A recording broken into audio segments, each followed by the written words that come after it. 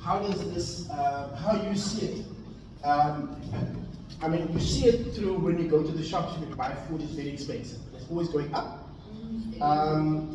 But also I want to give you some background why this is happening. And then I will talk to you guys about what you and I, we all can do to change this.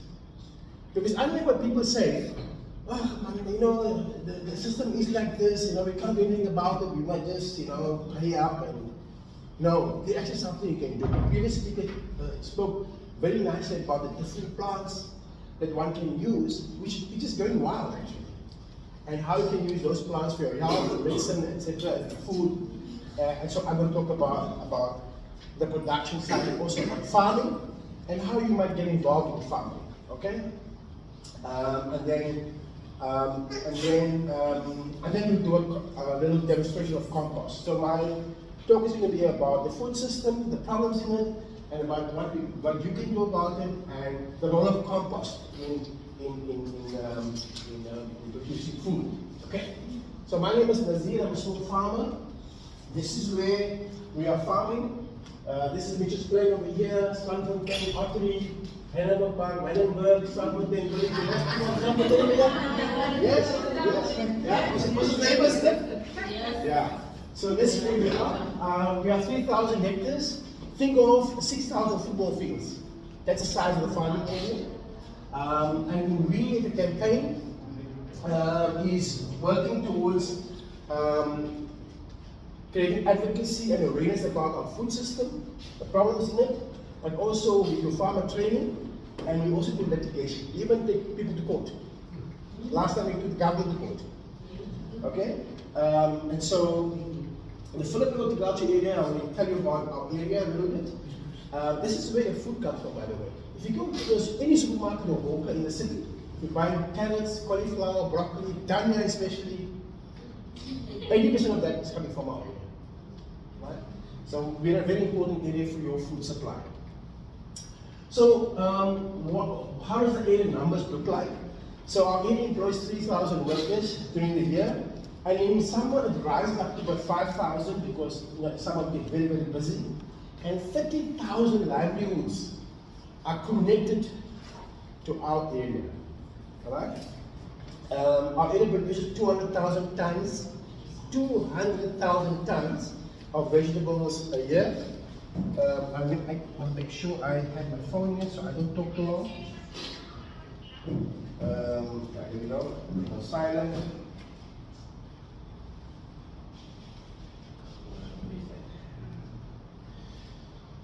60% of these vegetables actually go into the informal economy. In other words, it comes to you via your shops, your local shops in the area, your spazas, your hawkers.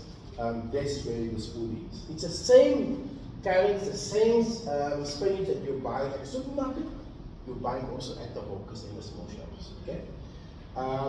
And our area is important for a lot of religious and cultural traditions in our communities, especially Xhosa in the Muslim communities where they slaughter animals for certain religious and traditional purposes.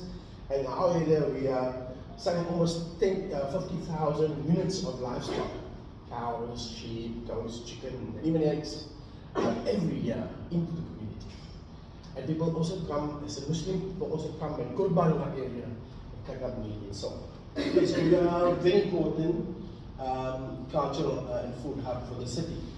But our area is also very prized for developers who want to develop the area for luxury houses, for rich mensen. Okay? And so we are trying to stop these developments to protect our area. We have gone to court in 2020 when we took the city of Cape Town, the provincial government, and a developer whose development is worth 45 billion rands. Took them to court and said, no, we don't want this development. We won, and now they're appealing. I'll give you some images of our area. The first image is this one. It's a little video that shows the amount of wetlands in our area, the bird life, and what happens to this land as well. So this particular area of the PHA floods in winter, but in summer it dries up, and then farmers are farming. Okay. See if I can get this thing going. Bismillah.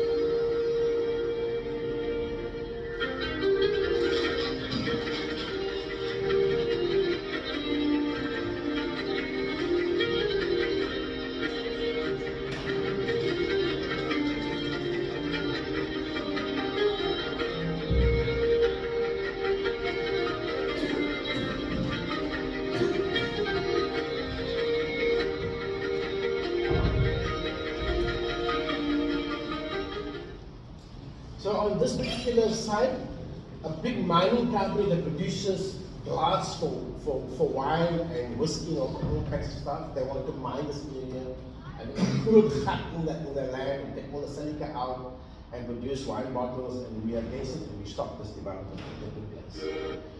So why is the area so productive? You know, we've been told, a lot of studies have been done on the area that we're told that actually our area is the highest producing vegetable area per hectare in the whole country. Why? Because of this. Because our area has a aquifer, which is like a bath sponge that holds water. And this sponge is where we get our irrigation from, water from, right? And it's a huge sponge, right? It's a huge sponge and makes our area drought-proof. And the sponge actually covers most of the city. It's one of the biggest aquifers in the southern hemisphere. You don't see it, but you know where you see it? If you drive around and you see bulrushes and wetlands, that's where you see it in winter. It somewhere disappears. And so this whole area is part of the aquifer. But ours in the Philippine horticulture area is the most sensitive part of this aquifer. This is what the aquifer looks like in the ground. It also runs under Swampfontein village under the seabed. Right, it's also close to the aquifer. Okay? There's so much water in this aquifer that scientists have measured it in 2018. Remember we had a day zero pricing, water prices? We had to take 1 minute showers. Remember that? Yes. If you had a shower, if you're lucky enough to have a shower. And then we also had people put water meters, government put water meters in our houses. During that time, we were okay. We had enough water. Yeah. So the government decided in 2018 that they're going to use our area and the water in our area to supply additional water to everybody in Cape Town. So they're putting a project called the PHA Managed Aquifer Recharge Program. It's a long word, but essentially it means is that the council is going to extract water from the aquifer in our area, and they're going to clean it up, and they're going to make it available to your taps by 2027, in a few years' time. And this will give us the insurance that we have another drought like we had in 2018, that there will be more water available, because you cannot only depend on the dams. Remember we were watching the dam levels during those days? So really when they looked at the aquifer, they found actually the aquifer is so huge that if you combine all the dams supplying the city with water, that's how much water is in the aquifer. And the nice thing about the aquifer is that the water is in the soil, so it doesn't evaporate in summer. Like the dams, you know, all of the dams water evaporates, yeah?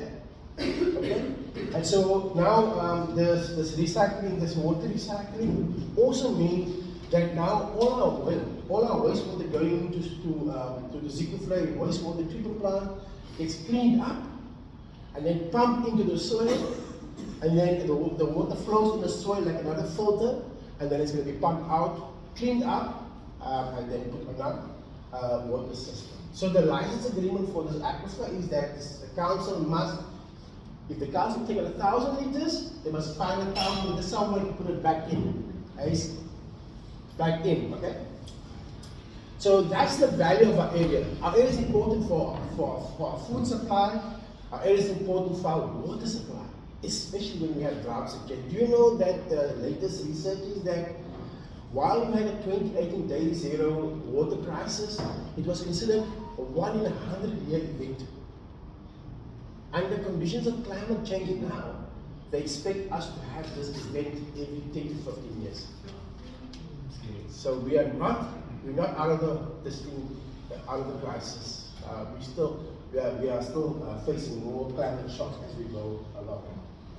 So that's the value of our area to everybody in the city. Now I want to give you some bad news about our food system. Our food system has a big paradox that our farmers are producing a surplus of food. A lot of this food is being exported. In the meantime, people at home in the country are starving. Did you know 20 million people in this country don't know where the next meal comes from? Did you know 1 in every 3 child in this country, 5 years old, are actually stunted because they're not taking enough food in their first 5 years of development. And so part of the problem of this food system is that only 4 supermarket chains control 80% of our food. So which means they can dictate prices. Yeah? There's no competition amongst them. Then we have hungry people that have no food, the food is expensive, and then also the other problem that we have hungry people, but we also have obese people. Hungry people who don't have access to enough food, good food, like this good food here, guys, this morning. And you also have obese people, especially children, who eat all the wrong foods. Nee? Hulle gaan burger joint toe, hulle gaan allemaal die dinge toe, and they're eating the wrong kinds of foods, highly processed foods, not like food like this that you have. Nee? Okay, so now I'm going to give you play you a small 5-minute video that kind of makes me talk less, and you guys can watch it. Okay? All right. And this is important for us to understand because we need to understand what is the problem. Yeah? If we don't know what's the problem, we don't know what solutions are we going to be able to come up.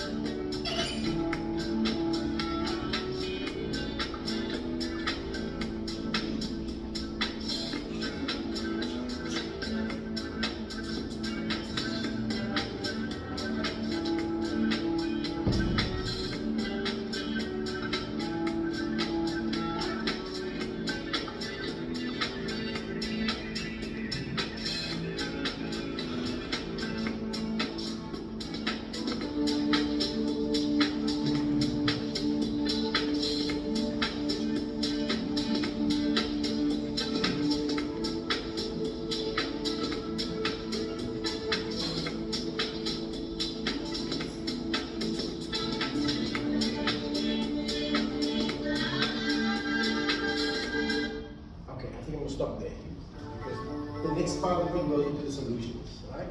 So you can see there is a huge problem in the way that we are producing our food. The food waste now, but do you know, in our country we produce 30 million tons of food, and 10 million tons of that food goes to waste, even before this starts. Right? So we have a huge problem. And the way that farmers are farming our food using chemical fertilizers, pesticides, all kinds of chemicals, right? It's destroyed our soil. Our soil around our soil is acidified, and this is decided by the United Nations Environmental Protection Agency. And out of this poor soil comes poor quality food.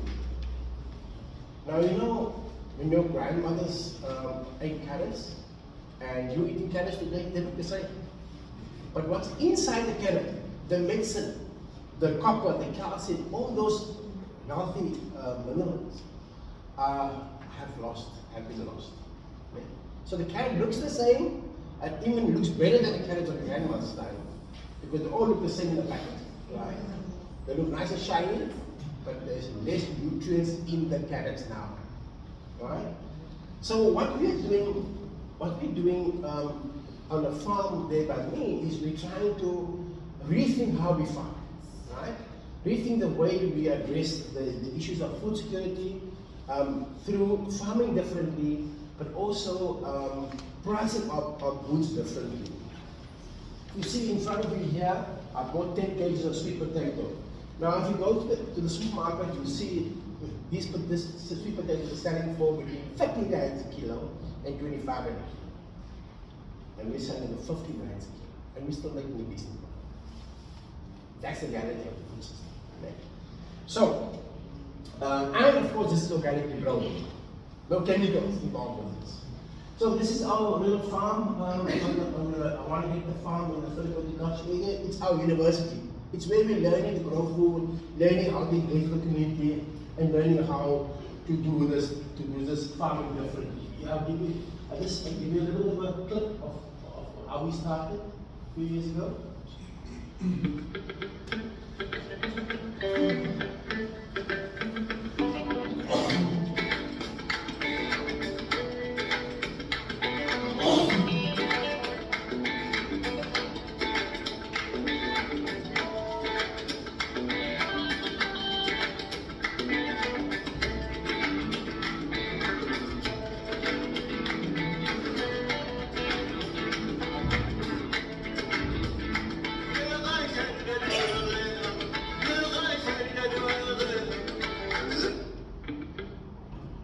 A little clip of how we started the farm. There was a barren piece of ground, there was rubber in the ground, and we cleaned the rubber out, we carved the parts in the ground, and we cleaned it up, and we had to plant and turn the farm into a organic farm. And our main ingredient for farming in a way without using chemicals is compost.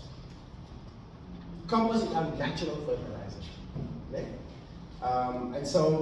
And this compost is made from organic waste. Organic and biodegradable waste. Now what does it mean? Okay? It simply means that the food that we don't consume, the peels of the potatoes, the peels of the onions, the banana skins, and the food that's left over in our plates in the restaurant that they throw away in the garbage, and paper, cardboard, anything that can degrade is what is called organic waste. And so you turn that organic waste, there's a process of doing that, which I'll explain now. There's a big science behind it, right? And then you turn it into compost. And then compost, put it in the soil, and then gives you healthy plants. What we do on the farm is we decided a few years ago not to even use organic sprays. So you know you get chemical sprays, but you also get organic sprays. So people make farm garlic and chilies and all kinds of stuff. We even stopped doing that because we figure if we want to kill one pest, one insect with that spray, you also kill the beneficial insects. Because how do you know, how does the insect know the difference between, okay, I mustn't go to that plant because it's got chili spray on it, right? So we use nature as our teacher. And one of the things that we learned, our first teacher was actually the ladybird. One year we had sunflowers on the farm, planted sunflowers on the farm for windbreak in summer. You know, our south is very tough here. I then realized actually the sunflowers attracts ladybirds. And then we realized, hey, the ladybirds, they like to go to the cabbage, cauliflower, kales, and eat the aphids. And the aphids is a problem for us. And we were trying to spray for aphids. So our learning is about how to understand the relationship between insects and plants in the environment. The more we learn from that, the more we understand how to manage our insects in a different way. And now we're planting a whole bunch of plants, including thyme and nasturtium, and all kinds of plants that attract all the lovely beneficial insects. And they do the work for us in eating the pest insects. Okay? So out of this focus on building healthy soil with compost and not using sprays, remember this, right? The bad quality of food. Now we're getting a better quality of food out of the soil, right? So here's a good example of carrots. Why are we eating carrots? We're eating carrots not because it tastes nice and makes us nice and full, but we're eating it for its medicinal value.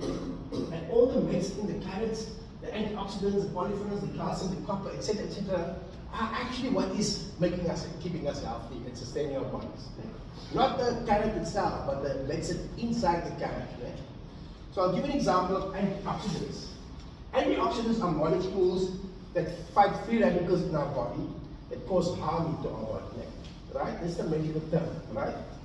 But did you know that you'll have to eat 90 carrots, 90 carrots, 90 carrots from the supermarket and a farmer who grows it with chemicals compared to just one carrot from a farm that has healthy soil to get the same amount of antioxidants. I'm going to try to sell this today. By the way, it's 59 a kilo. But it's because the food is so poison. Right? Why we love spinach? Right? We love spinach because it has a high iron content. Iron is good for bone structure and so on. But you have to eat 14 spinach leaves to get the same amount of iron compared to just one spinach leaf grown in healthy soil. Now, I'm not trying to study my veggies. There are a lot more studies like this that show this is the issue about our food. We think we're eating good, healthy food, but actually, it just looks good. Right? Okay? So I want to suggest 5 ways for us to become revolutionaries, to fight the system. And I don't mean picking up a gun and joining Hamas. Right? 1, grow some food. Yeah, your previous speaker talked about all the wonderful things that are actually there in your garden. And if you understand them, those are that can save you money because you or your parents don't have to buy that in the supermarket. So you're saving money. Right? And if you take it to another level where you produce for your neighbors and community, you can also make money out of it. Okay? Number 2 is my favorite. Become a farmer. We need young people in farming because we need really good food. Okay? Do you know that the average age of a farmer in this country is 62? They are all in retirement, right? And there's almost no organic. I mean, do you have organic food in your community yet? Tell me. No. Why? Because there's no farmer producing organic food. So if there's nobody producing enough organic food, which means it will be in demand. It's in demand, right? Because that's why it's so expensive. And we don't have any organic farmers to do this. So really, growing food, vegetables, herbs, flowers is very profitable. Right? You ever seen a poor white farmer yet? No. Exactly. So best case scenario. So 5 million people in this city have to eat vegetables. And if you can diversify organic vegetables, that's your market. Right? One of the things that we've done over the years to stop this development, right? Is the 94-hectare exclusive trading development, where the developer wanted to put up a private school, 10,000 luxury houses for Redmans. We stopped it in 2022. The developer gave up, and sold the land to the Department of Rural Development and Land Reform. Right? And we as a cooperative of farmers have now applied for this land. Right? 94 acres. And on this land, we want to start a farmer incubator program. We want to train, upskill young farmers to become commercial farmers. Right? And we want to see 70 farmers on this land, between 1 acre and 1 hectare. Right? And we have the campaign offers a farmer training, a 1-month youth farmer training camp, 1 month long, with a stipend that can start to bring young people and those who like to grow food, those who are passionate about it, then train them and help them and choose them to join a cooperative to access land in our area. That's our program right now. Our first training session is starting next month in July. Okay? And here's the invitation to whoever is looking at me, you're wondering if I'm between cuckoos. You can see me afterwards. I have a card, you can contact me if you want to join us on that. And we're looking particularly for young people, yeah, and women. Okay? If you can't farm, then support local farmers. Where is the people growing food in this community, in your community? Where are the food gardens? Go support those people. You know why? Because they're producing better food than the small markets. Look at where they are and support them there. And plant trees. You know, trees are important. Do you know the council has thousands and thousands and thousands of trees? They just wanting people to tell them come plant the trees in our roads. Okay. So we must plant trees in our backyards, in our front yards, and in our roads, because when you plant trees, it's like planting water. Because trees attract water. Yeah? Also protects stops our climate, stops climate change, protects our birds and bees and biodiversity. And my favorite, start the compost pile. In your homes, where is all your organic waste going to? Where is your paper going to? Where is your food, your peels going to? Where is it going to? You're throwing it in the bin. Me, my bin. That must stop. Like a compost pile. Right? And we're going to show you how to do it. Very simple. You don't have to be a rocket scientist to understand how to make compost. Yeah? And there are thousands of ways to make compost also. I will just demonstrate a few different ways. Right? So all that leftover food in your neighbors, you can collect that and you can make compost in the yard. And you can put it in the soil and you grow some veggies. You do all the stuff that the previous speaker has spoken about. Because that's what your soil needs. Okay. So now my last part, how much time? The last part of my program, my talk will be a few minutes. I'll talk to you about the magic of compost. What's happening in a compost pile? Okay? I call it magic. But before we go to the magic, we must first understand what's the problem with the organic waste. Did you know that this city, you are generating 1.5 million tons of organic waste every year? All the peel, the leftover foods, all that stuff, the trees being trimmed and cut, the shrubs and grass being cut, all that is going to landfills, 3 landfills now. Right? There was 5, now there's only 3 left. And these landfills are running out of space, right? And the city of Cape Town, the Western Cape government wants to ban these organic waste from going to landfill. Right? Because they understand it's a huge problem. Right? Because landfills are very expensive to operate and it causes climate change. How? Because in the landfills, all the rotting organic and biodegradable waste that rots away there creates methane gas. And methane gas is 22 times more dangerous for the environment, causing climate change, than carbon dioxide. And then all the liquids out of the landfills, they filter into the groundwater and pollute our groundwater in our drinking water. Okay. So we have to remove all our organic waste off landfills. In this project, in this community here, they're doing lots of work around recycling all the papers and cardboards and plastics and metals. That's great. But we also have to do organic waste as well. Right? So you can take all of this organic waste and turn it into nutrients for the soil as compost. Right? So what happens in the compost pile? So what is composting? Composting is basically taking raw materials cardboard, paper, anything that degrades, food waste, peas, etc. You add microorganisms to it. You don't have to do it, they just come in themselves. Yeah. And then you add oxygen to it, and at the end of that process it becomes compost.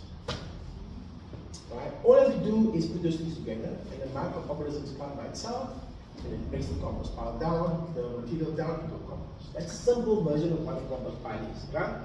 So the material that goes in the compost pile, food waste, there's yard waste, grass clippings, there's manure. If you're living in a suburb, there's no animals around, no problem.